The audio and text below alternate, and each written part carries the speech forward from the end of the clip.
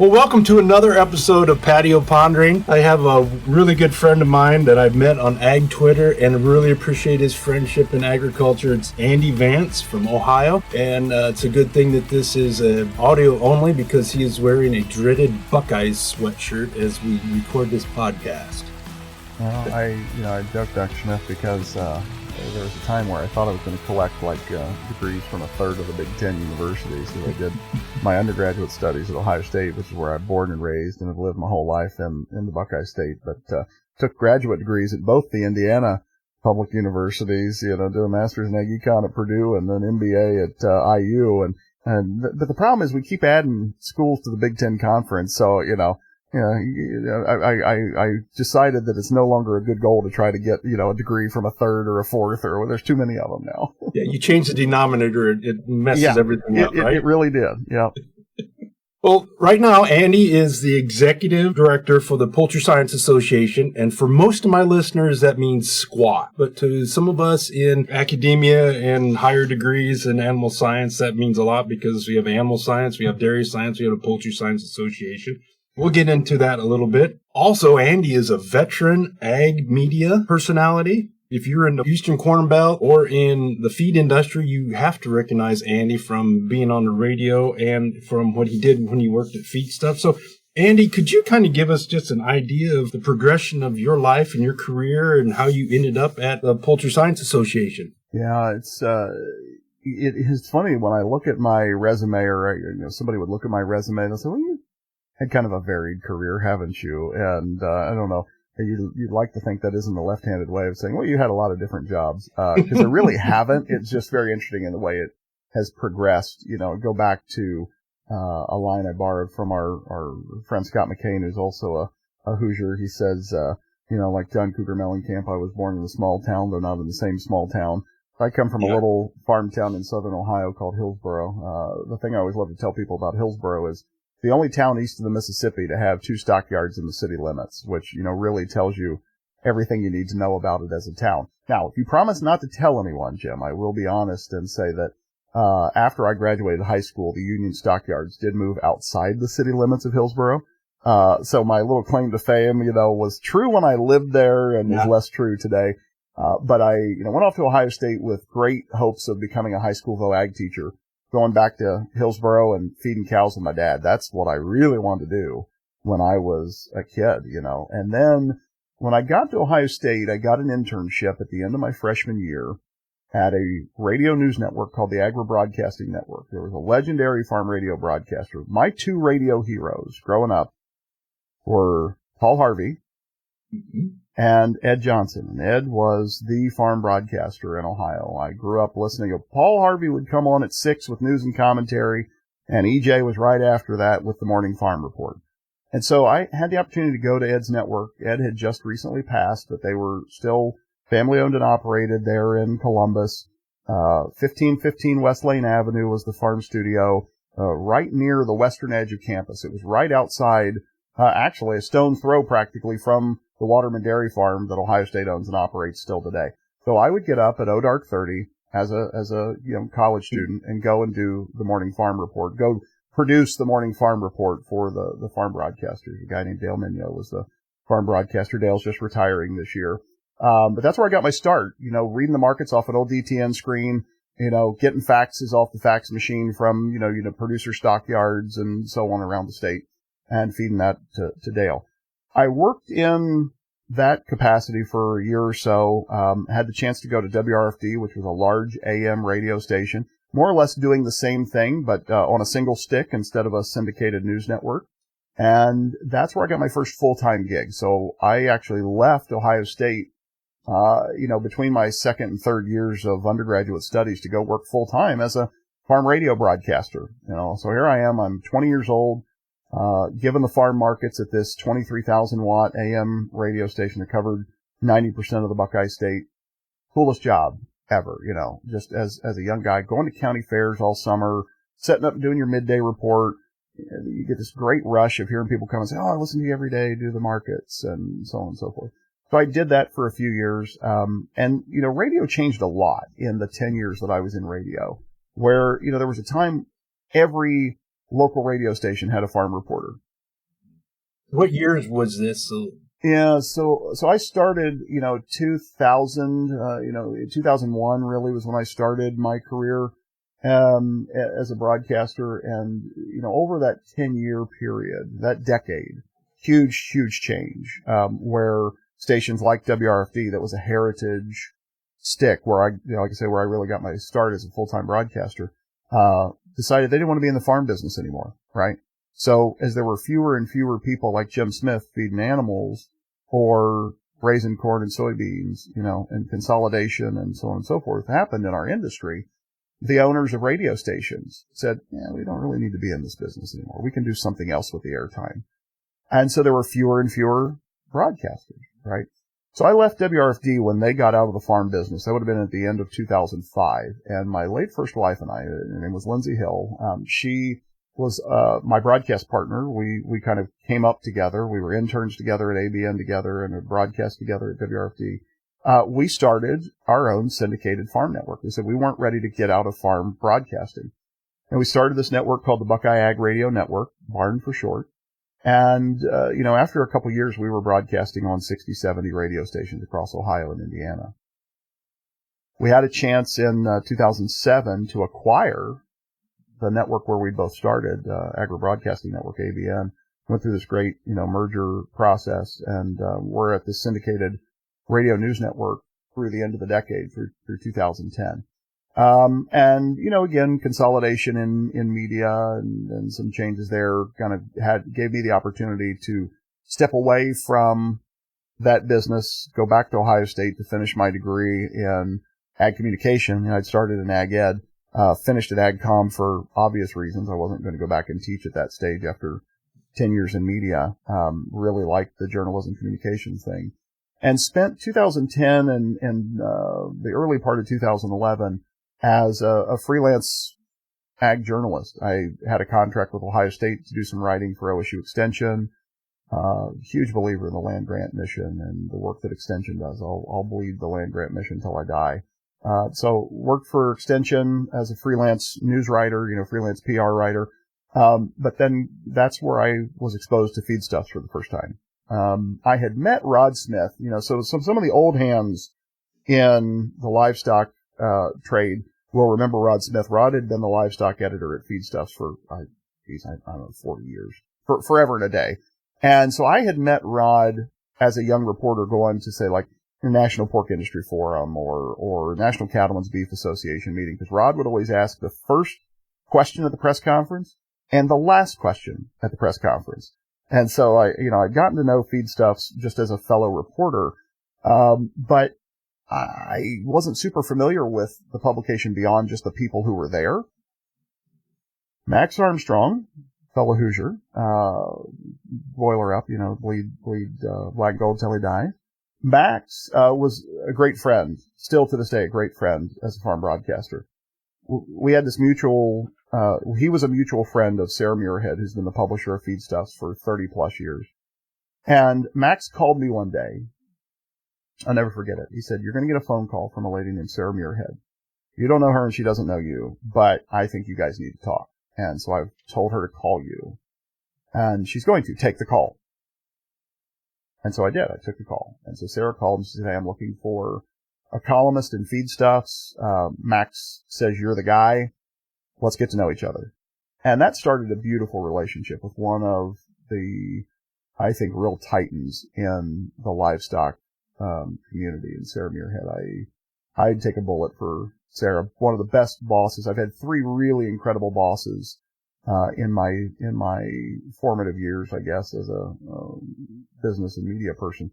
And Sarah may be the best. I love her. Can't say enough about her. She took a chance on me as a recovering farm broadcaster who was finishing his bachelor's degree at 30 years old, and said, "Hey, I'm willing to pay you to write a weekly column in Feedstuffs. You write about whatever you want.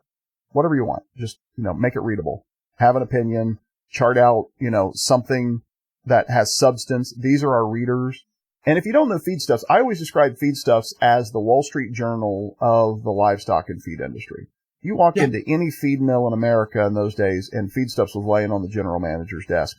And nutritionists like Jim Smith were reading it in the middle because it had great practical coverage of the science behind how we formulate diets and, the science of animal health and animal husbandry and so on and so forth. So if you were a business leader, you wanted to read it for the coverage of the markets and the business and the names in the news section and what the heck's happening in this industry. Mm-hmm. And if you're a technical professional, a nutritionist, a veterinarian, a consultant, you wanted to read it because that's where you could get the practical application of what was happening in the peer-reviewed literature. So it's this beautiful publication, now in its 90-something year, right? And Sarah takes a chance on me as a young, up-and-coming, I guess, columnist. So I spent about a year writing about it. I used to say being a columnist was the best thing in the world because you would basically write about whatever pissed you off that week in agriculture. So the Secretary of Agriculture did something dumb, write a column about it. You're pissed off the animal rights lobby, write a column about it. You think business leaders are doing something really stupid, write a column about it. It was amazing. It's like having a podcast, I guess, So, but you were blogging before blogging was cool. Well, and that's how frankly, those years when I was in the network business, when we started the Buckeye Ag Radio Network in 2005, so we had to have a website. So you start a website because that was the thing, like people were starting to want to go more and more online to find news and information in agriculture.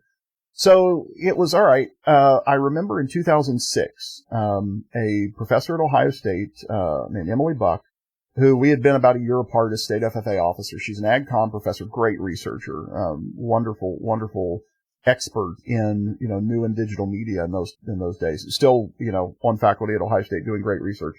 But I remember Emily said to me one day, she says, there's this thing called Facebook. And I think you need to get on it because I think it's going to be really important in our profession. Now, Jim, in those days, you had to have a .edu email address to access Facebook, right? It was not available. Early. Yeah. It was still like the college kids and faculty, and that was really it.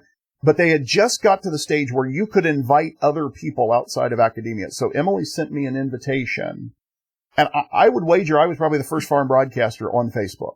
I don't know how you verify that, but I would be hard pressed to think there were many more who were on that train. And likewise then, maybe a year later, joining Twitter. I'm relatively confident I was about the first farm broadcaster on Twitter. And we made that a big part of our business, was that we were going to meet farmers where they were, whether that was on the radio, whether that was reading a blog, and so it was interesting. I was putting out a ton of content in those days, between those social platforms. And I remember talking about Facebook. It was so new that my partner, Lindsay, I mentioned, who has since passed, Lindsay saying to me, like, why are you stalking these college kids online? Like, this is kind of weird. What are you doing? And think about now it's right. And now we all do it, right? Like now it's just, it's de rigueur. Our kids don't want to be on it because all us old farts are on it, right? Exactly. So, I started blogging. There's somewhere, I remember the blog on the website was buckeyeag.com was our website of the day. It no longer exists, but I had a blog that was called Andy's Angle. And, it's because you got to have an angle on everything. And so, what was my angle? And so my angle for that day, and a lot of times I would do this recurring column called Right Angles because I knew I was right? So anyway, and I started writing a newspaper column out of that. And that was really, I think, why Max had the confidence to say to Sarah, you should talk to this guy, because I'd been blogging. I was writing a newspaper column on some little, weekly papers in West Central Ohio, and, I guess was cultivating a voice, if you will. And so it was really natural then to step into doing that in the feed and livestock arena through Feedstuffs. And I spent then 12 years really working for and with Sarah. It wasn't 12 years. Yeah, I started in 2010. October of 10 was when I started. Yeah, October of 10 was when I started writing the column. That was probably my first byline, would have been somewhere in October of 2010. And I was there until the end of 2012. But in a variety of roles, so I was a columnist.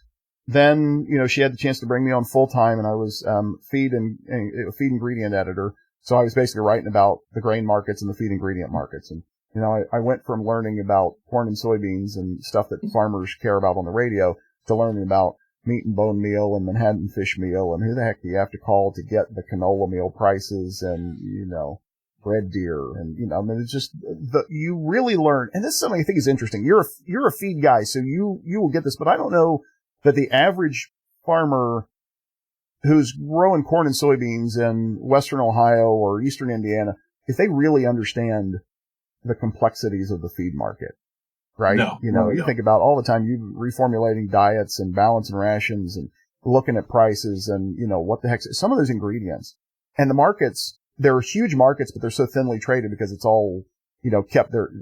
You're trying to figure out what the lysine market is, right? You're trying to figure out what the market is for, I always go back to fish meal or, and some of those you can get pricing on pretty easily. And others, like, you just got to call 5 guys and be like, all right, what's happening with, there was a guy I used to love, he was with one of the rendering companies. I'd call him and we'd just talk for an hour once a week, and he'd walk me through, here's what's happening with meat and bone meal. Hey, I just got back from Taiwan and this is what I'm hearing from this. Oh, I was just on the phone with Vietnam. I was playing golf with these guys in Thailand and you just think about the average person is not communicating about the market for porcine blood meal on a daily basis. And this guy's flying all over the world because he needs to be able to buy 100 container loads of this stuff at a time and make a few bucks in the process. And, it's a really cool industry. And the average person has no clue. The complexities of what goes into feeding cows, pigs, and chickens. It's wild. So that was my first full-time job at Feedstuffs, was writing about those markets. Rod Smith, I referred to earlier, Rod retired, so I took over the livestock beat for a while, and I kind of called my position the markets and economics editor because I was writing about the livestock markets. And that there, again, the complexities, the average person who might have been listening to me on the radio in my early career, you'd talk about, what was traded on the board. So we'd talk about feeder cattle, fat steers, market hogs, pork bellies. That was it. Well, I started writing the livestock markets at Feedstuffs, and all of a sudden I got egg guys who are calling me, wanting to talk about egg prices. I got, guys who are calling me and, wanting to know what's happening in the broiler markets. I'm starting to have to find all these USDA reports that I'd never even looked at before to figure out what chicken wings are doing in Peoria, I don't know. And so you had to learn all that. And some of those people who had been loyal readers of Rod's were really kind to me as I learned what the heck they needed me to report, to really, keep the business moving. And so I did that for about a year. And then the latter 7 or so years of my tenure at Feedstuffs, I shifted over to the marketing and advertising side. So I was working with the companies that advertise in the publication. So I spent a lot of time with feed companies, feed ingredient manufacturers, animal health companies. Elanco was a great client. Merck was a great client.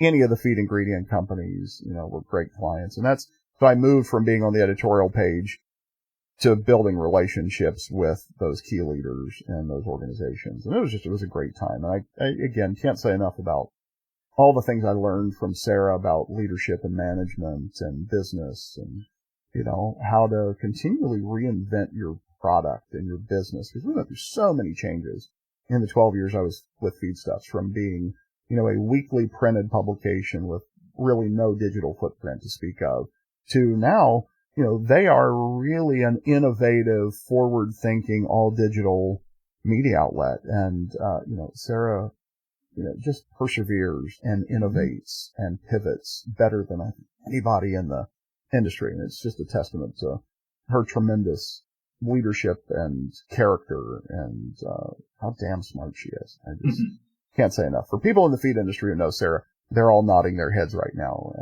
But if you're not, I just encourage you, go follow Feedstuffs if you're not already, because they're so good at giving you what you need to know in the livestock industry and the feed industry and the agribusiness industry generally. It's a great pub.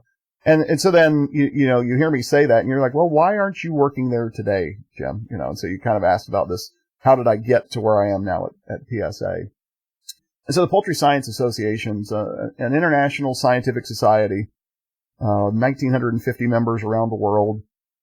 Good mix between university faculty members who are researching poultry or one of the disciplines related to poultry. Good mix then of industry folks, nutritionists, researchers in animal health. One of my board members is an animal welfare specialist at one of the major chicken companies. And then also a sizable contingent of graduate students. So as you referenced earlier, regardless of what your slice of the livestock industry is, there is a scientific society that has members focused in that area. So our sister orgs would be the American Society of Animal Science, the American Dairy Science Association, And then I also give a shout out to the American Meat Science Association. I think they're pretty incredible as well. Great leadership there. And they're obviously dealing with kind of the processing and products end of the value chain. We also work really closely with the American Association of Avian Pathologists. So that'd be the poultry vet organization. So, and there's one of those, and, bovine practitioners and swine vets as well. So there is an association for everything, Yes. really, when you get down to it. But we are the membership association for the professional scientists who are focused on poultry. I had worked with PSA. I'd gone to their meetings as a journalist. I remember my first PSA meeting was in 2018 in Montreal. Went up there and did some interviews with some feed industry folks talking about precision broiler feeding and the way we were using technologies to, be even more efficient and effective in feeding chickens and so on and so forth. During COVID, Feedstuffs was really involved in helping PSA put on its virtual annual meeting. So we couldn't meet, you remember the dark times. We couldn't meet in person, couldn't have these ag meetings. How do we still exchange knowledge and information and networking? And so we provided some solutions for PSA to do that virtually in 2020 and 2021. So I'd gotten to know the staff really well. I'd gotten to know the volunteer leadership really well. And they had an open position then at the end of 2022 for an executive director. An executive director at a nonprofit is in essence the chief staff officer. So animal science refers to theirs as the CEO, dairy science and poultry science, and I think meat science too. We go by executive director, but it's the same title. You're in that chief executive type role in the association. So, I had never worked in associations. I'd never worked in the nonprofit space. 100% of my career in for-profit agribusiness media. Had changed mediums, but you could summarize my career as agribusiness media professional. Well, you read a job description and you start looking at, okay, what they're looking for and the core competencies. And I was like, dang, that sounds an awful lot like me. And so, what I did was I reached out to a friend who was a past president of the association. I said, hey, am I nuts? Or does this sound a lot like your old pal Andy? And, she was just so kind and said, oh my gosh, yeah, let me introduce you to the chair of the search committee. And because, we have a good number of faculty members on our board, it was a really academic kind of search process, and they, did kind of a pre-interview and they went over my CV and, had me answer some kind of questions like essay type questions. And, next thing I knew, flew me in for an interview and you kind of give a candidate lecture just like you were being interviewed to be department chair at the university or something, and had a 2-hour Q&A session with this group of board members and other leaders in the organization. And here we are now. I'm in my third year, so I started January 9th of 23, so we've had 2 full years, and it's been a really incredible couple years. And I would just tell people, and they say, okay, I just heard you talking about how amazing your career was at Feedstuffs and how much you still obviously are passionate about that media outlet and its leadership. And I just looked and said it was time in my career. I was 40. I just turned 40. So I say I've been working professionally for more than 20 years. This is 22. So I was 22, 23 years in agribusiness media because I started so young. I'm going to be working another 25 years, at minimum. Right? At minimum. We're living longer. I might have another 30 years of career ahead of me. Do I still want to be doing what I'm doing today 30 years from now? And if I don't, then the clock's ticking on kind of making a pivot. And I thought I was ready to, kind of take that next step into leadership. I'd had the chance to kind of be in first chair early in my career as a manager, leader, chief executive, and then had gone back when I had the opportunity at Feedstuffs to, kind of being frontline, individual contributor, didn't really have any kind of like management, supervisory responsibilities. I could just focus on being a reporter, which was amazing. But then I was ready, to get back into kind of leadership, and the opportunity at PSA was too good to pass up in that regard. It was one where I was confident in the team. You knew going in that you were going to be working with incredible people. They're really the best team in the business. Was really confident in the volunteer leadership. The board of PSA is just incredible. They're brilliant, strategic thinkers, wonderful leaders, in addition to being brilliant scientists, but they're really good strategic servant leaders. So it was an opportunity that, checked all of the right boxes. And so when people say, oh, people don't quit jobs, they quit bosses. And like in my case, it was none of the above. I was running to, not running from. And it's been a really wonderful transition. I want to say this to, particularly in this day and age, there's a lot of chaos and uncertainty in our world right now, generally. There's a lot of chaos and uncertainty, I think in our kind of our U.S. society specifically, and maybe agriculture even, to the microcosm level. I can't say strongly enough how much, I would encourage farmers, agribusiness leaders, people listening to this podcast to get behind public support for scientific research. I can't say this enough. Get behind your land-grant university. Get behind those researchers. If you're a member of a policy org, make sure that your policy, whether that's corn growers or soybean or cattlemen or pork producers, I don't care which org it is, but if you belong to a policy org, make sure that you're encouraging your policy org to in addition to whatever their policy positions are, they need to have one supporting public research. I'll say federal and state funding for scientific research, because we're seeing this move to where we expect industry to do all of it. And industry funding for research is important. Don't get me wrong. It's critically important. Critically important. But if you want to research things that are important but not immediately profitable for a given sector of an industry, you need public funding for research and support.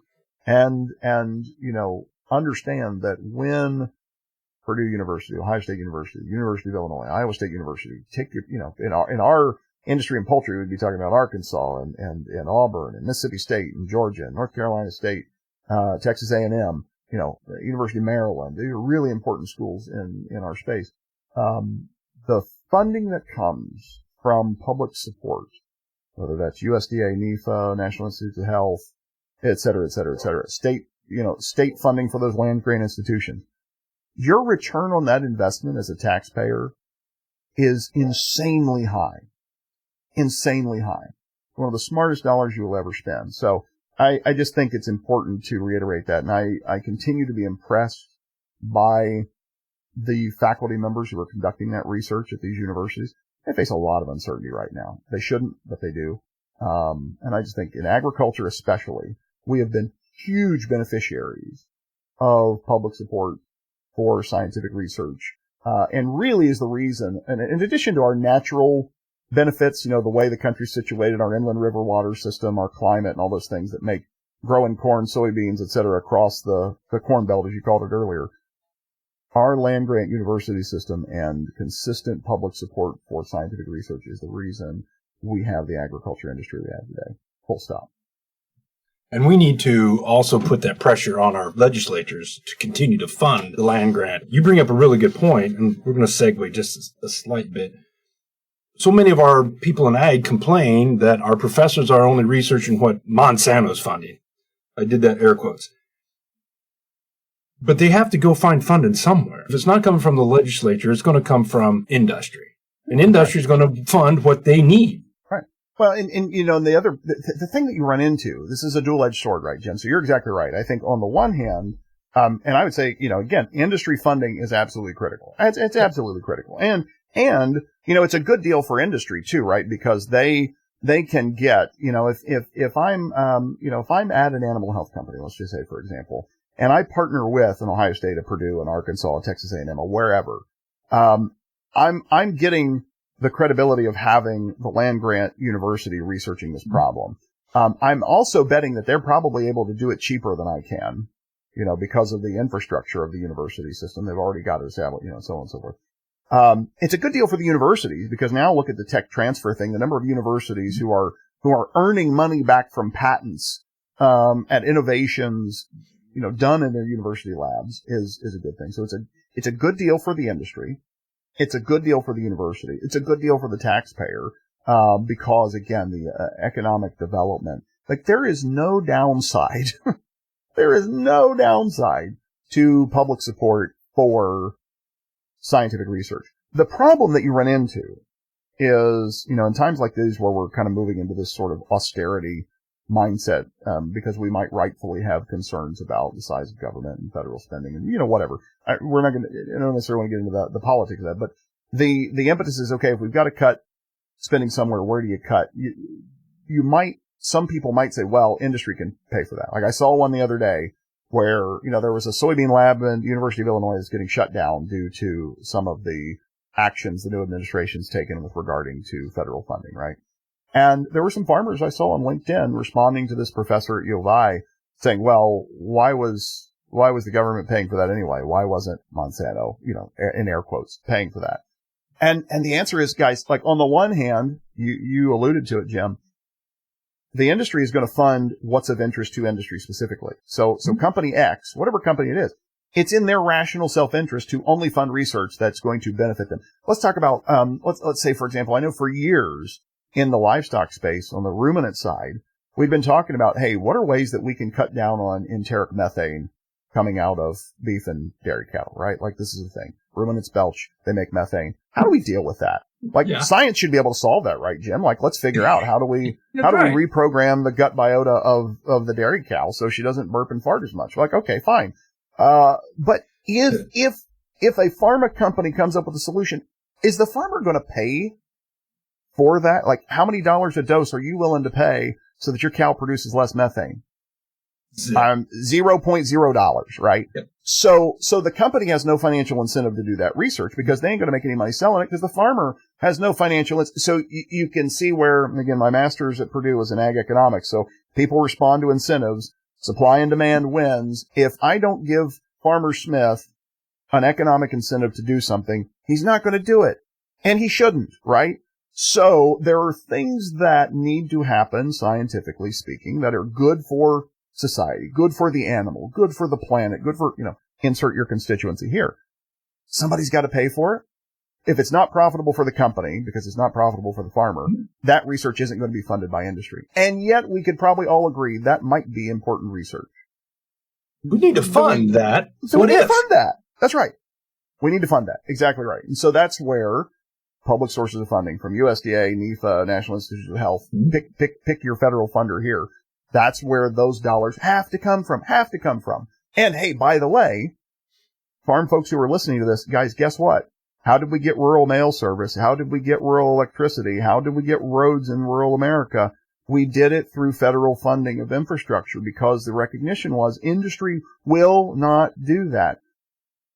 Living out on the farm, we've always been behind getting rural broadband, right? Because AT&T or Ma Bell or whomever ain't going to fund it because there aren't enough of us to pay the bill. And you're not willing to pay a high enough bill at smaller numbers of customers to offset the cost of building the infrastructure.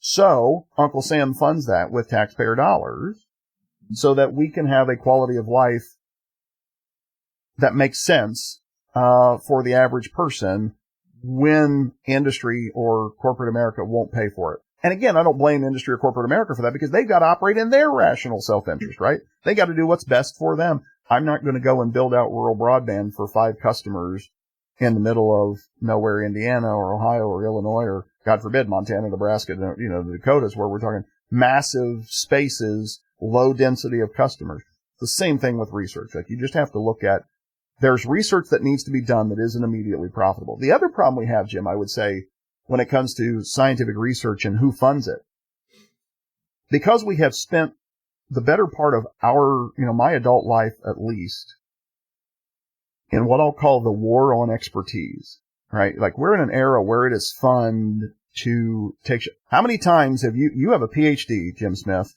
How many times have you heard somebody in our communities refer to people with PhDs as educated idiots? My dad uses that phrase on a regular basis. Or pile higher and deeper. Pile higher and deeper. You got it. Okay.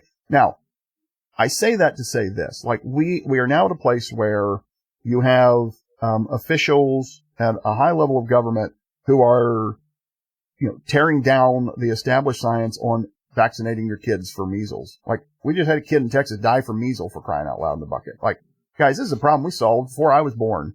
Why are we undoing it? So we've had this attack on, the universities or these, horrible indoctrination camps and, somebody comes out with a PhD, they're slightly to the left of Chairman Mao kind of thing. We've attacked. I don't reflect that one. Well, neither do I. I'm working on a PhD at Ohio State right now, Jim. Like, I'm pretty sure I'm not, an insane, wide-eyed, crazy. You don't have a picture. I don't see a picture of Mao behind you. No horns growing out of my head. Like, I'm just a country boy. I got muddy boots on right now, Jim. Yeah. We've attacked basic science that had been settled for 100 years, in the vaccine situation. So we're in this era, where I'm going with this. We're in this era of what I call this war on expertise, where we're actively taking down people who know stuff. Jim Smith knows stuff. Some guy on Twitter doesn't suddenly know more about how to feed pigs than Jim Smith does. Okay? All right. Maybe. But, yeah, maybe. Your mileage may vary. But by and large, like, facts matter, data matters, science matters, what does the numbers show us, and so on and so forth. So what happens, okay, back to the federal funding versus industry funding for research, is there's a core of people, if they look at a study, say some study comes out of Purdue University, and it was funded by DeKalb Asgrow, the person's going to look and say, well, you can't trust that because it was funded by Big Ag. Right? Like, how many times have you heard that? Like, oh, the university's just shilling for Big Ag. Or they're just shilling for insert whatever funding group it was. So that's the other side of this. Like, when you tear down public support for scientific research and you only rely on industry, there is a segment of the population that will never trust the findings of that research. Even though you and I both know that there are a lot of firewalls built into those models where the funder, ain't pulling the strings on the professor and the lab assistants and so on and so forth who's doing the research. They're not. And, by the way, that overhead that we paid to do that trial at Purdue or Ohio State or Illinois or wherever helped fund something that is unfundable. Exactly right. And that's the other big problem we're having, even if we're not just completely gutting funding, the artificial caps that we're putting on overhead right now. People hear overhead and they think it's a bad thing. Guys, overhead is what keeps the lights on. If you say, well, we're willing to fund, research at our land grant universities, but we're not willing to pay any overhead. Guess what, guys? The lab can't stay open. Yeah. Overhead's what pays the lights. It's what pays, it's what pays the salaries of the people running the labs. It's what keeps those labs in business. Because we're already seeing it where with some of these cuts that have come down, from the administration, where you have laboratories, entire departments at university, and I'm talking like actual scientists, and we're not talking about the administrative class here, so to speak. People who are doing the work that farmers have relied on for many, many years. Yeah, they're getting riffed. They're out in the cold, et cetera, et cetera, et cetera, because the universities are saying, we can't pay the bills if we can't charge overhead as part of our grants to NIFA or NIH or wherever else.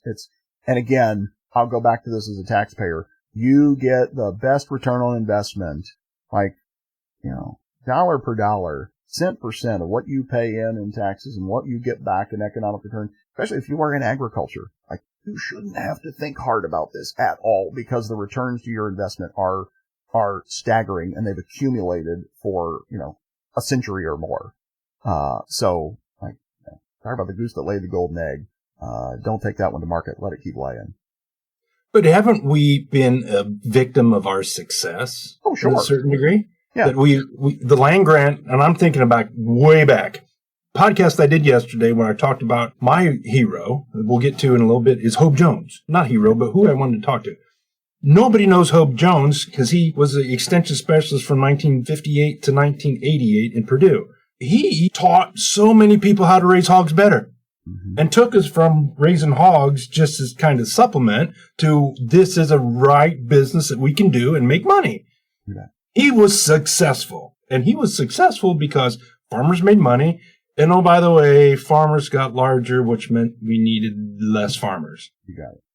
That's right. So we're a victim of our own success from that standpoint. You could throw another Purdue guy in there too, Earl Butts, right? Like when Earl coined the phrase fence row to fence row, the only cure for high prices is high prices, and the only cure, you start planting fence row to fence row, you're going to cure high prices real quick.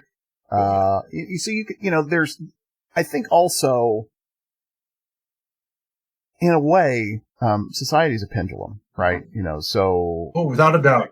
We could be talking about agriculture. We could be talking about, foreign policy. We could be talking about, pick your poison here, anything in society.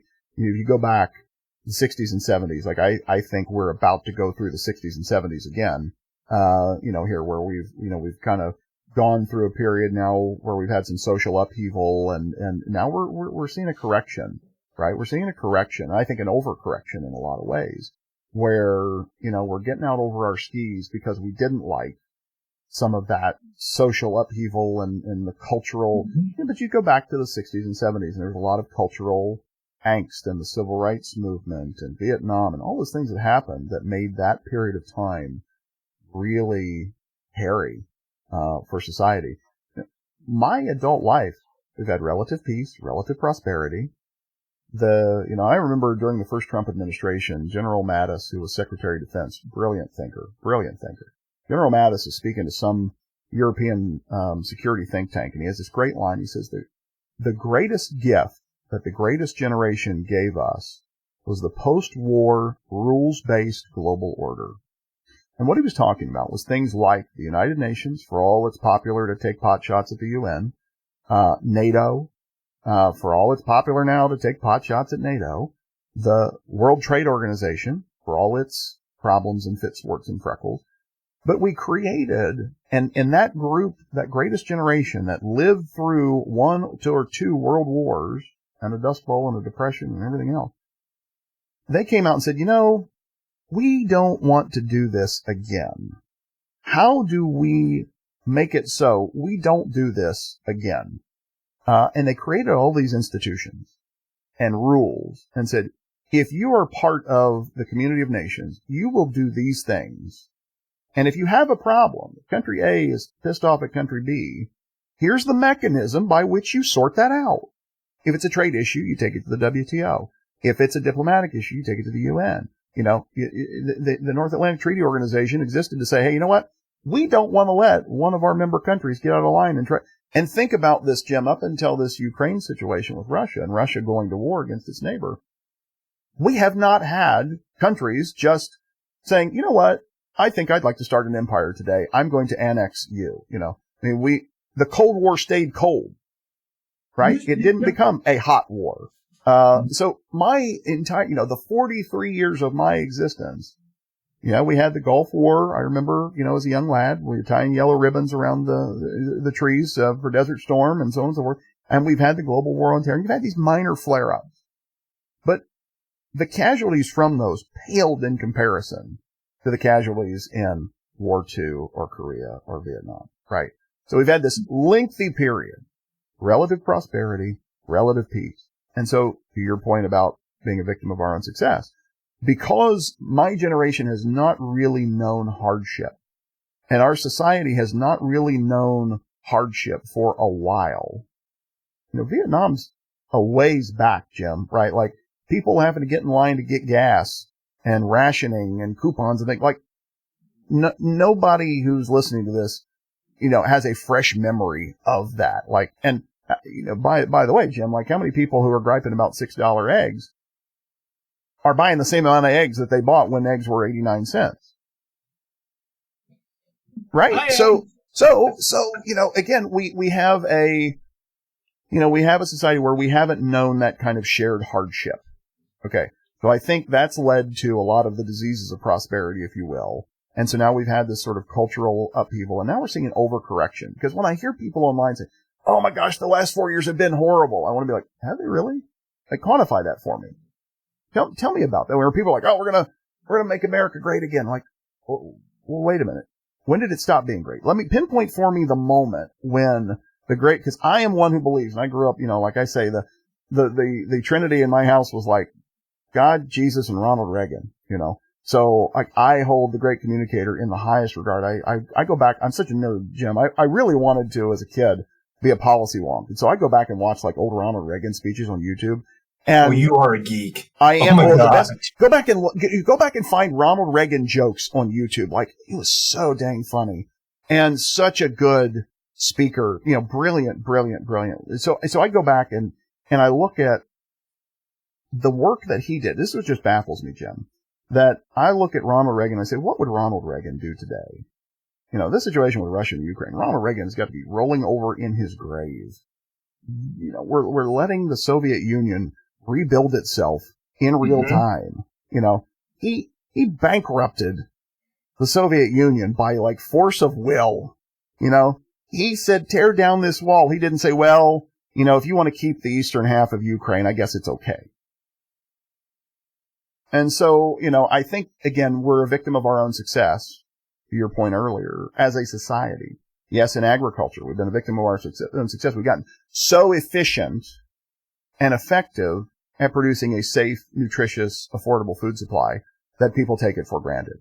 We have had such a long period of relative peace and prosperity that people don't know what it was like before we had the rules-based post-war order to keep the bad guys from deciding, I just think I'd like to annex a third of Europe today. Our level of what is bad has changed. Oh my gosh, yes. Yeah. And I think about, I'm a genealogy wonk or nerd. And I think about my grandparents. So my parents were born in 40, so they weren't greatest generation, they were silent. Yep. And thinking about what their parents went through, being born in 1908, 10, 11, 12, we don't have a freaking clue. Oh, man. We don't have a clue at all. I mentioned my late first wife, you know, so when she and I got married, we moved into the Hill family homestead.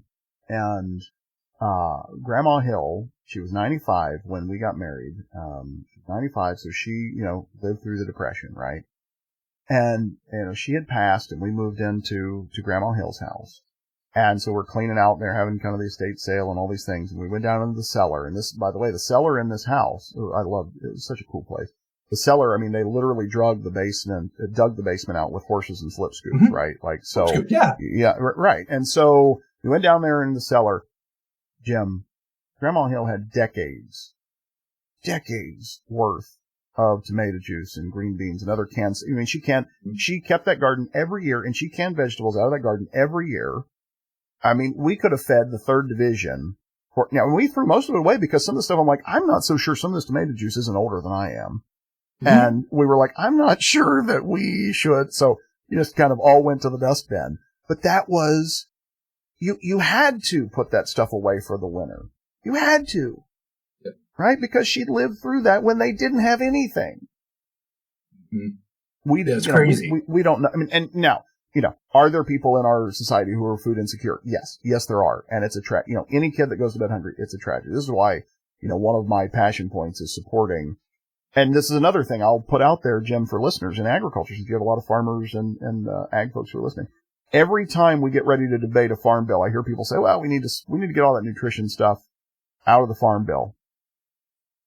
Maybe the most foolish thing we could ever do is for that wish to come true. Like, I know people want to say, well, we should just debate the farm stuff in the farm bill, crop insurance and the commodity title and da-da-da-da-da, separate from all the stuff that these, you know, hippy-dippy urban legislators want to do with SNAP and WIC and food, you know, all these other food and feeding programs. Guys, you are nuts if you separate those things, because the thing that ensures that you get a farm bill... separate feeding from food? That doesn't make sense. Well, it doesn't make any sense for a lot of reasons, but politically it makes no sense, because there is no coalition big enough to support the commodity title and crop insurance and conservation funding. None without all of those folks on the nutrition side of things.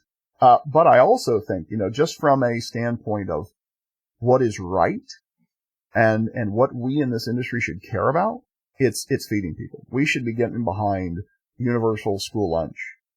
We should be getting behind universal free breakfast for kids. You know, every kid that goes to the public school ought to get breakfast and lunch. We did it during COVID, Jim. Like, I saw it during COVID here. Even the town, we live in a relatively wealthy school district. And even in a relatively wealthy school district during COVID, the school said, hey, because there's this USDA money available, we're doing free breakfast and free lunch for every kid. You know, the idea, how powerful it is that no kid was going to be hungry that day. Like, that's really powerful. Yeah. And I'm letting my Christian kind of like worldview come out here. But like, I think that's one of the most important things that we can do, you know, to feed the least of us.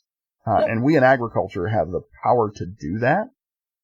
And we need to get behind that and support that. And so that's a passion point of mine, as well as this idea of feeding programs and agriculture's role in it, and supporting your association of food banks in your area, and so on and so forth. So. Well, Andy, as you were talking about generational changes and that your generation really hasn't seen struggle, and I'm just a little bit older than you, so I was born in 71. Okay. So I'm solid Gen Xer. I remember it was August of 1998. Perry, Iowa, at I forget the name of the theater, it was Perry Theater, and I was with my pregnant wife at the time. No, she wasn't pregnant yet. Right before we got married, so she wasn't pregnant.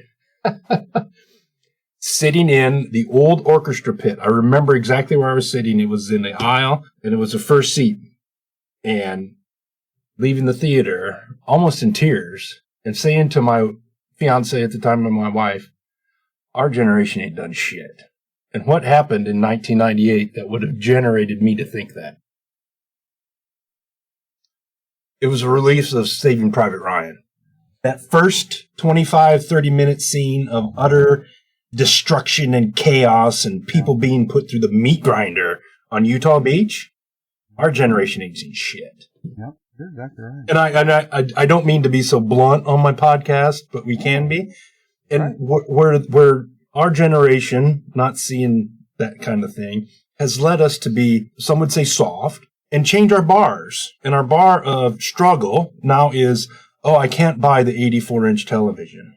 Yeah. Whereas the struggle before, as you brought up, is I don't have electricity. That's right.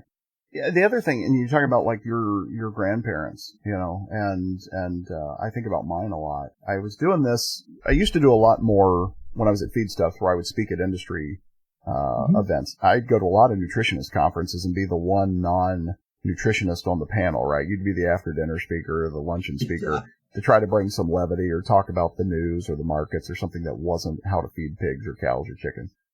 So when I would do those, one of the things that we would talk about a lot in those eras, of course, we talk about the animal rights movement, we talk about the anti-GMO movement, but we would also talk about consolidation in the industry. And, people like to decry, big ag a lot of times, or big farms, and kind of lament that we don't have farms the way we did when we were kids. There's all these little mom and pop farmers all over, the rural parts of the state. And I get that. I get that. The nostalgia is a hell of a drug. But we would get to looking at, okay, what's the data tell us, right? We know that in the last, say, 10 years, the biggest farms, we've gotten more of those. The smallest farms, we've gotten more of those. It's that middle, that has kind of disappeared. You either have to, stay small and support your hobby with an off-farm job, which a lot of us do, or you get big so that it can be your job. And so people would say, gosh, it's a shame that you can't make a living farming the way grandma and grandpa did. I'm like, all right, let's unpack that a minute. I think about my grandparents. All right. So they raised 5 kids on 120 acres. Grandma got a job as a school bus driver when her youngest was in high school, right? So she raised 4.5 kids, let's say, with no off-farm income, right? And 120 acres, right? This is not a big farm, So what did they do? Right? They had 20 Holstein cows. They bred them to Angus bulls. They fed out the calves. They had 20 pigs. They had 20 ewes. They had chickens that they gathered the eggs from. And by the way, when the rooster tried to peck Dad's eyes out, they had, chicken and dumplings that night for supper. Grandma, I remember she had a bookcase full of patterns because she made every dress the girls ever wore. So she had all those old patterns that you'd get at the 5 and dime store, those paper patterns. They never bought a new vehicle. They were taking calves to the stockyards in town in the back of a Chevy Impala that was made out of cast iron. Grandpa's pickup truck was a 50-something Case IH, not Case IH, but International Harvester pickup truck, right? Those old with the rounded fenders and the toolbox on the side. Like that's what they used. I remember the only piece of new farm equipment he bought was an Alice Chalmers WD-45 with a 2-row front-mounted picker. Do you know what he did, Jim? The first time he picked corn with it, those snouts got plugged up, and so he went out to unplug them, and damned if he didn't cut off half of about 3 fingers, because he got them cut. And you know what Grandma said? Well, it serves you right for buying new farm equipment.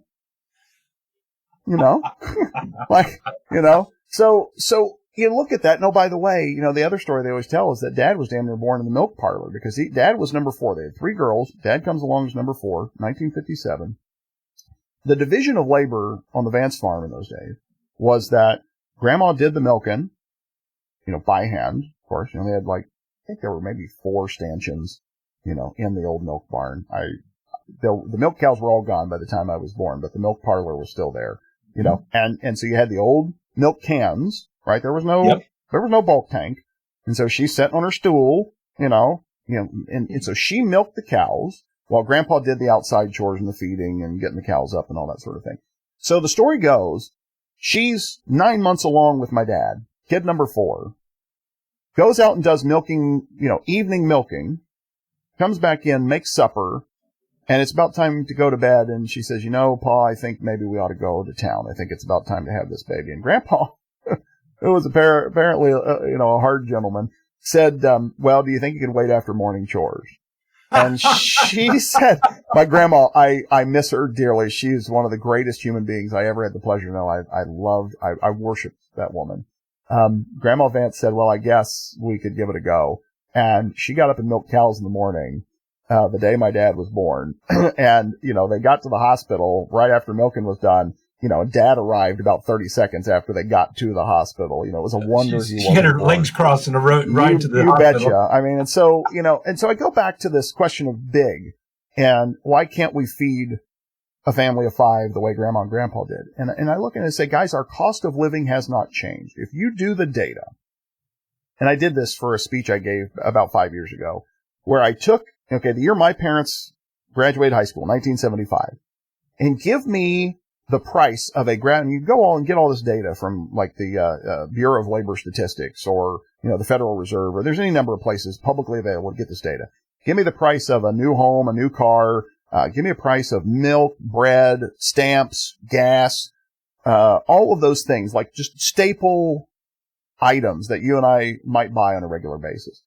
So took it from 1975, the year they graduated high school. Move it to 2015. I think that was the reference year when I was pulling this data. I was probably giving this speech in 2019 or 2020. It was pre-COVID. And if you looked at the nominal prices, you'd say, well, I remember when gas was 29 cents or, whatever ridiculous comparison we want to make. When you index that to inflation, the price of most of those staple eggs, milk, and bread, for sure, they're all cheaper today than they were in 75. When you adjust for inflation. Now, in nominal terms, the price has gone up. I remember when eggs were a nickel or, whatever. Yeah, sure, it looks more now. But when you do the index for inflation, if you take $1975 and make them equal to $2015, all of those things are cheaper. Do you know the 2 things that were not cheaper when I did this analysis, Jim? Don't have a clue. Cost of a new house, cost of a new car. And I want you to think about that. Think about the house you grew up in versus the house you would buy today if you were out buying a house today. Think about the house that your parents, their first, I always just think about it as like your first house. You get married, you buy that first house. My first house versus Mom and Dad's first house versus Grandma and Grandpa's first house. I live in a home today that was built in 1930. It's about 1,400 square feet. We have no closets. There are holes in the wall with doors slapped on them. There are those closets that are under the eaves. You or I, neither one could stand up in my closets, Yep. They're built on the angle, and you kind of crick yourself over to go in and get your suit and tie out. They probably raised a family of 6, in this house because the kids shared rooms and, so on and so forth. But why could you get away with not having clothes? Because you only had, one good suit of Sunday go to meeting clothes, and you had your work clothes, and you stored them in a trunk or an armoire or whatever else. You didn't have, this kind of consumer. So the cost of a new home had gone up, and it is not the price of building supplies that's made it go up. It's the size, right? The size of the home, the amenities that we have to have. Like, Jim, if you were building a house today, you're going to have walk-in closets. You're going to want a shower that the football team could fit in. You're going to have a soaking tub on top of the shower, dual vanities. The kitchen's going to have a 6-burner gas range, and the list goes on and on and on and on. Mom and Dad were just glad to have a roof. The house that Mom and Dad built when they got married did not have a furnace. It had a wood-burning stove. It did not have central air. Like, I remember I was in high school when we got air conditioning, and it was like, oh, my mom got central air after we were well gone. yeah, you bet. You were bet. You're like, where was this? Where was this all of those summers? But you built your house so that you could open the windows, and there were ceiling fans, and that's how we did it, and it was fine. So our cost of living hasn't changed, but our standard of living has. The other thing that we have today that Grandma and Grandpa, I think, have to be, rolling over in their graves every time I write this check? Cellular telephone, cable, television, and high-speed internet. Grandma and Grandpa had never dreamed of paying for any of those things. Any of those things. Like, they had a party, they had a party line at the farm, right? Like, they had a party line at the farm bill. Yeah, you paid your electric bill and a phone bill. That's it. They sure as heck weren't paying for television. No, because you had the rabbit ears. Yeah, well, the idea that we would pay, most of us are probably paying $100 a month minimum for, some bundle of streaming services or, some sort of pay television. The idea that you would pay, number one, $100 a month for anything. I mean, what was their first mortgage, Jim? Right? So I look and say, gosh, we've got 4 or 5 cell phones on our family plan, and plus the internet and plus the television. I'm writing Ma Bell a hefty check every month. I've often said I'm writing Ma Bell a bigger check every month than Mom and Dad paid for their first mortgage. I don't know if that's literally true or not, but I mean, so those are the things where I say, if you want to go back and live the way Grandma and Grandpa did, you can. People do it every day. We just call them Amish. And even the Amish have cell phones around here. Yes. But it's that idea that our standard of living has changed. And so therefore, if you want to enjoy that standard of living, you obviously your farm had to get bigger. Yeah. To be able to pay for it. It's just reality. So when I go pick my son up from school, I drive by this entrepreneur. And every time I drive by it and see their truck for their business, it screams first world problems. You got it. They clean trash cans. That's their business. They clean trash cans. Yep. And it's got this really cool thing that comes up and picks it up and pressure washes the inside. I'm like, why in the hell would you clean a trash can? And first of all, and second of all, why would you pay somebody to come to your place and clean a trash can? Well, and that's time and money are inversely related. You will spend more of one to save the other. That's one of my favorite quotes from a great author named Roy Williams, who wrote a book called The Wizard of Ads. And that, I use that all the time, that, first world problems, right? So Daddy would say it another way. He'd say, there's people who've got more dollars than they have cents. That's a fun little, I've been there. Fun little puns and play on words. But I look and say where I thought you were going with the truck story was, the other thing in my analysis, the cost of the house was the cost of the new car. I remember Grandma Vance, who I was talking about there, darn near giving birth in the milk parlor. Grandma drove a Buick Century for years, and she would, drive it. She would never drive it till the wheels fell off, because I think she never put more than 18 or 20,000 miles on any car she ever drove. But she would get that Buick Century, and the last couple that she bought before she died, she was fighting with the dealer to let her order hand-cranked windows. She did not want power windows because that was just a part that was going to go bad that she would have to replace, and it had to be cheaper to have the crank windows. And so now I look at this and say, I drive a Suburban that's almost 10 years old, but it's got a DVD player in it. It's got, screens in the back for the kid. And I'm like, what? Why do we need it? The idea that we have $80,000 pickup trucks now. Dad, when I remember I learned to drive, a 1980 Chevy Silverado that was, made out of steel. Mm-hmm. And, the thing had to have weighed, 48 tons. But it was a, 3/4 ton pickup truck. It was a utilitarian vehicle, had those, those kind of southwestern looking seat covers that you'd get to put over the, the vinyl seats. And you just see the dust fly out of them every time you got into the truck. But, that was, and there was no, I remember when first time we got into a cab and a half pickup truck, you're like, whoa, what is this? You can sit in that little jump seat. I don't have to sit on somebody's lap? You're sitting on that little jump seat. We don't even make those anymore, but it's just, and now, obviously everybody's got a 4-door dually, that they paid $80,000 for. And I don't begrudge people that. That's great. Like I say, I drive a very nice Suburban. It's 10 years old and has 150,000 miles on it, but this idea that people want to talk about the cost of living. Guys, cost of living hasn't changed. We just have to understand our standard of living far exceeds that of what our parents and grandparents ever dreamt of. And we have to recognize that. And it's okay. Like I'm not saying we should go back to, but I do think that we have to acknowledge there are trade-offs to the lifestyle that we choose to live today. There are consequences of our actions, both economically and societally, right? It gets back to what we talked about before. The bars have changed for us. Yes. And we're a victim of our success, which is a good thing. Otherwise, we'd still be milking cows by hand and dropping kids in the back seat of a 57 Chevy. Got it. That's right. Probably where some kids were made. You bet. Made, delivered, whole nine yards. That's right. Well, Andy, we have gone down rabbit holes I did not expect, but I knew we would go down rabbit holes because that's how we are. Every podcast I end with the same 5 questions. And if you've listened to them, you're still going to struggle because I think they're pretty good questions. So here we go. What is one lesson from agriculture that you carry with you every day? For sure, it's just work hard. I think the thing that I am most thankful for about growing up in agriculture, having parents who raised us on the farm. Dad was a farmer, Mom was a school bus driver, but Mom worked as hard on the farm as Dad did. Mm-hmm.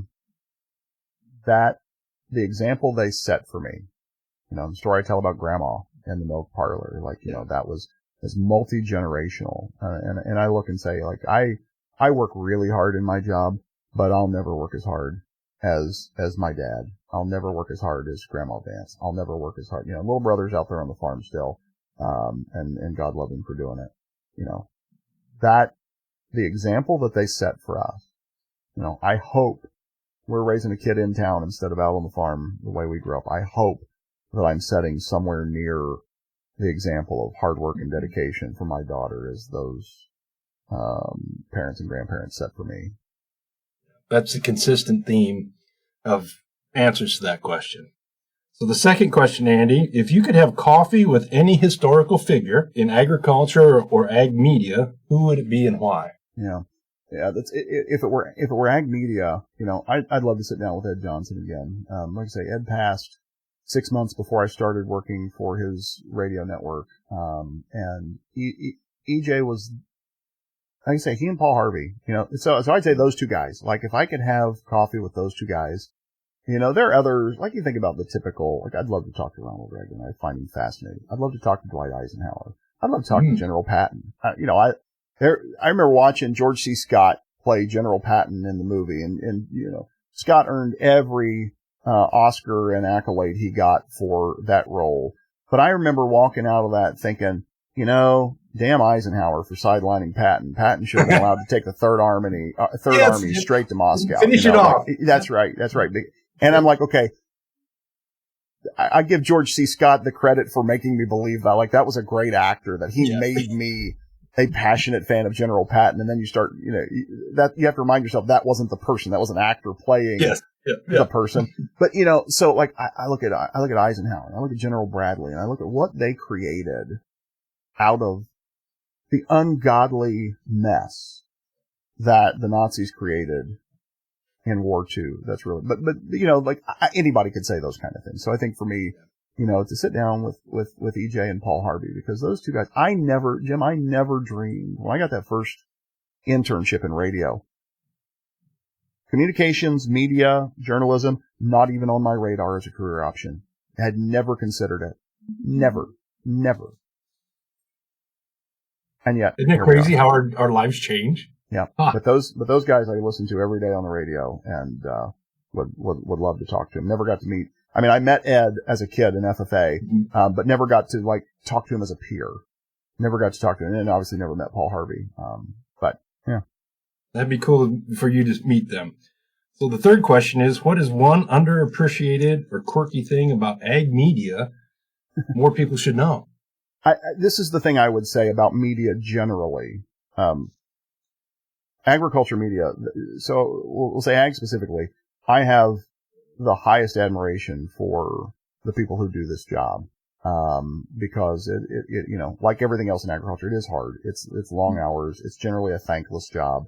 If you're in broadcast, like I've done enough television and radio, you do get some accolades and attaboys because there's a little celebrity kind of mystique that comes from that. Like I say, I used to love being on the radio. Say, I listened to Farm Report this morning. I love listening to you give the markets. Or people who are like, hey, I don't know what the heck a pork belly is, but I hear you every day on WRP. Like that was really gratifying. But if you're writing at a pub, the average person, may never know who you are. They see your byline, but they may not know who you are as a person. So I would just say, the thing that bothers me most, I was in a conversation with somebody on social media the other night, and they're like, yeah, well, the media just tells you what they want you to know. Oh, yeah, the media, there's this idea that the media are somehow like in on the vast conspiracy to keep us all. The Illuminati, that is the media. Yeah, that's right. And I want to tell you guys, I spent 25 years almost in it. It ain't that way. The average reporter, and this is true in agriculture, this is true at the New York Times, this is true at the Washington Post, this is true at CNN. The average reporter wants to do exactly what you want to do when you get out of bed every morning, and that is go to work, do a job they can feel good about and be proud of, feed their kids, pay their bills. That's all they're trying to do.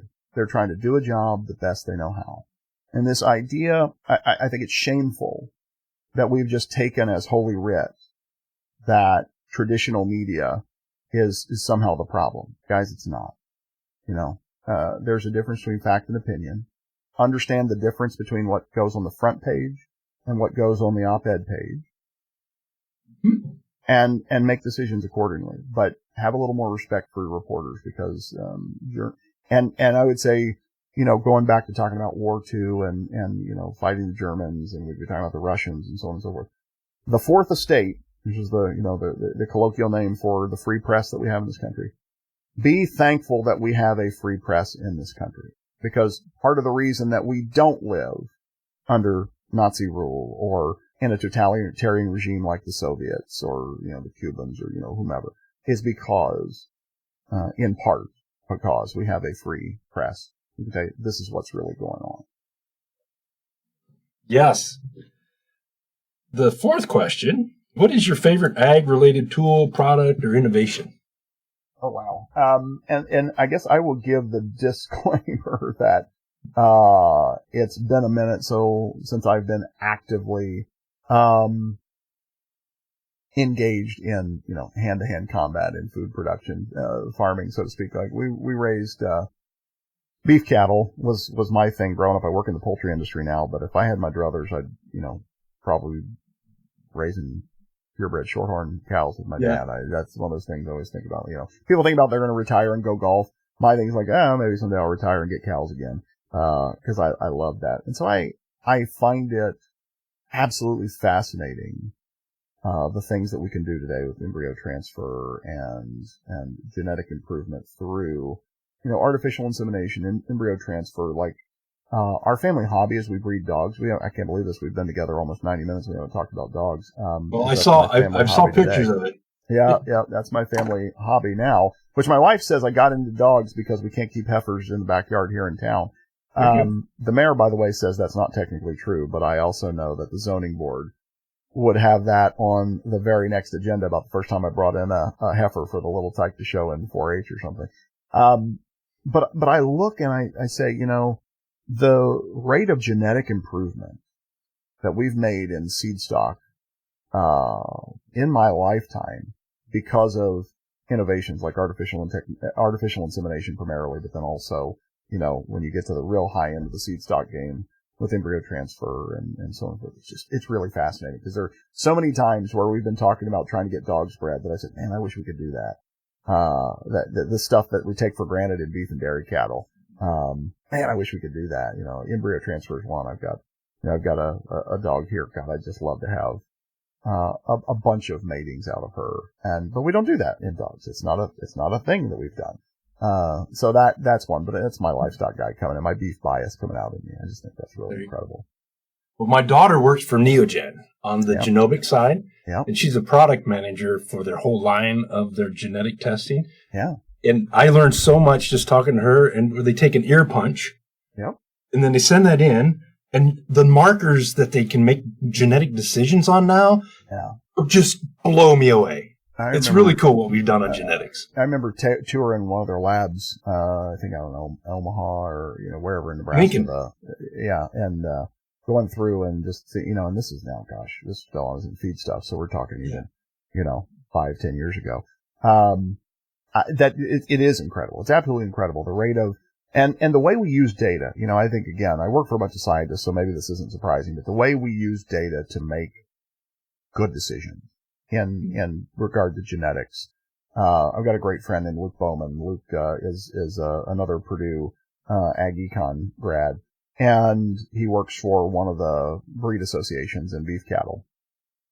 And he is all the time posting on Facebook different things about EPDs and the different indexes that we use and just the data that we can use to drive decision making and improve these animals to make them more effective, efficient, profitable creatures. Go back and look at pictures, right, Jim? Like you're a pig guy. Look at your average Hampshire hog, from we were talking about, your parents' generation, your grandparents' generation. Look at the pigs they would have raised versus pigs you'd be raising today. Like they're different animals.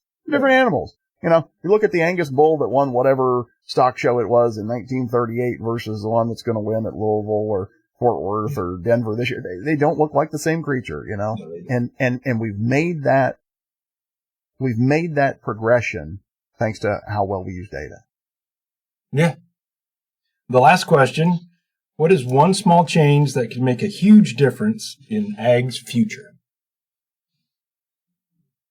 I've tried to avoid getting overly political, Jim, but I want to caution us. I remember when I started as a journalist, it was holy writ that agriculture, while farmers might shade to one party or the other, and by the way, that's changed over time, right? Like my grandparents were all registered for one party that, my parents and my generation would have been the total opposite party, right? So in a couple generations, the parties have really flip-flopped, relative to how farmers would support them. If you look at, farmer support for FDR, say, for example, versus farmer support for, let's say, George W. Bush, night and day different. All right. So when I started, though, as a journalist going to Washington with Farm Bureau County President's trips as a young broadcaster, the thing that I learned really quickly is that agriculture was truly bipartisan and that the differences in policy were related to commodity or region, not party affiliation. So if you were a Midwestern farm state legislator, it didn't matter if you were R or D, you were going to vote with the other farm state Midwestern legislators on ag policy issues because your constituents had things in common by dint of the fact that they grew corn and soybeans and wheat and cattle and hogs. So you were supporting those positions. It was not a partisan thing. Your differences were with the guys from Texas and Arkansas and so on where they were growing sugar and rice and cotton, because their interests were different from the interest of the corn, wheat, cattle, pig guys in the Midwest. So you had the coalitions that were built were around commodity, were around region. It was not partisan politics. We have now reached this point where it feels like the average farmer is voting for a letter after a name versus what is best for agriculture and rural America. And I think we do that as our peril because what you end up doing then is you end up ceding the field, right? So if your party is out of power, let's say right now you have one party rule in Washington and that might or might not be good for agriculture. But if you just throw all your chips in behind one party, then what happens when that party is no longer in power, right? And so then do you want agriculture to just be a partisan football? I don't think we want that. And I don't think, setting aside the politics of it, like I think the idea there are certain things that need to be nonpartisan. Food security is one of them. National defense and national security is one of them. Like there are certain things that we just need to agree that it is in the best interest of the country, regardless of who's in charge, that we have a food safety net, that we have a food safety infrastructure and apparatus, that we have good farm policy that keeps farmers on the land and producing staple commodities. Like I think those are things that shouldn't be controversial, but we risk when we just go whole hog, kind of blind partisanship. And that would be one thing I would just really caution, because I've seen that change in 25 years of journalism where, those early trips to D.C., I remember, and I'll tell the story, this will encapsulate it, Jim. Ohio Farm Bureau would take, all their county Farm Bureau presidents. They still do this, I'm sure, but we would go along as radio reporters to cover Farm Bureau's fly-in. Every ag group does a fly-in, right? And John Boehner, who was Speaker of the House, but this is before he was Speaker, he was always on the Ag Committee. And so Farm Bureau would go to Boehner because he was in the leadership and say, could you put together a panel of senators and congressmen that can come in and talk about stuff to the Farm Bureau president? And Boehner would do this every year, have it in the House Ag Committee chambers. You'd go in there. I remember sitting at a desk of a congressman on the Ag Committee, and I'm like, this is really cool. I'm sitting at this guy's desk. Tomorrow they're going to be debating the Farm Bill or whatever it might have been. Boehner would bring these guys in. First guy comes in, he's a Midwestern Republican. Second guy comes in, he's a Southern California Democrat. Third guy comes in, he's a Tennessee Republican. Fourth guy comes in, he's a Texas Democrat. And back and forth. And you realize these guys, one, genuinely liked each other. They were buddies. And what you found out later was that they were the guys that Boehner was drinking wine, playing golf, and smoking cigarettes with. But the thing that they had in common was that they were on the Agriculture Committee, or that they were part of the coalitions that were supporting ag policy. I don't know that you have those same like if I went back for that meeting today, there's not a group that's going to get together that diversity of, and you would have times where it was obvious, like Boehner would be in alignment with somebody who was of a different party from, an urban metropolitan area. Their politics couldn't be more different on 90% of things, but they believed in supporting the Farm Bill or, similar policy because their interests were in alignment on food and feeding.